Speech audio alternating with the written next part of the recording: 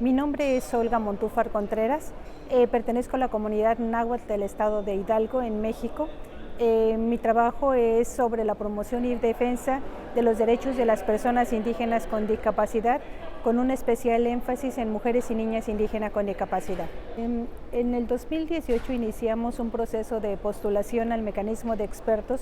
primero porque considero que el mecanismo de expertos, con la nueva modificación de su mandato, da la posibilidad de que las personas indígenas con discapacidad en el tema de la convención podamos reforzar las recomendaciones que el propio comité ha desarrollado, y claro, con otros y también los otros órganos de tratado que de alguna manera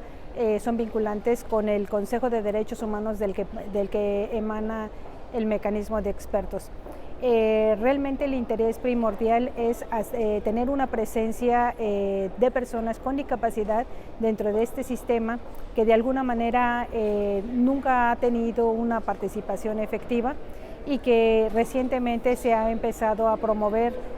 nuestra inclusión en el proceso. Lo más interesante de este proceso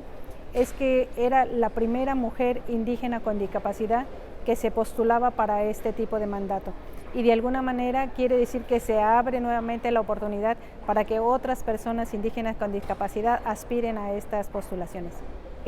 Estos días que estamos aquí ha sido porque Fundación Paso a Paso, que es la organización que yo represento y que de alguna manera es la primera organización de y para personas indígenas con discapacidad, presentó un informe alternativo al Comité de Derechos de Personas con Discapacidad sobre los daños que causan los agrotóxicos en las personas con discapacidad. Este proceso realmente es un proceso que hemos venido trayendo en dos vías, una con el relator de tóxicos y ahora con el comité, porque en el caso del relator de tóxicos nosotros lo que queríamos presentar o lo que presentamos era la perspectiva de una prevención de la continuidad del uso de estos agroquímicos para que se detenga este proceso principalmente en las comunidades indígenas, y ver y mostrar la parte de los daños colaterales que esto implica. Y en el caso de la presentación de nuestro informe en el comité ha sido porque las personas que ya hoy tienen una discapacidad siguen con un alto índice de vulnerabilidad en sus derechos. Los servicios médicos no están dispuestos al 100% para esta población. La educación no es algo que sea también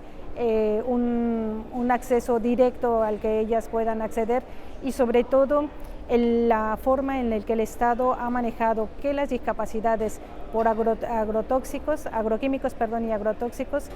estos en realidad ellos lo están considerando como enfermedades raras, siendo que son discapacidades múltiples que deberían de tener una atención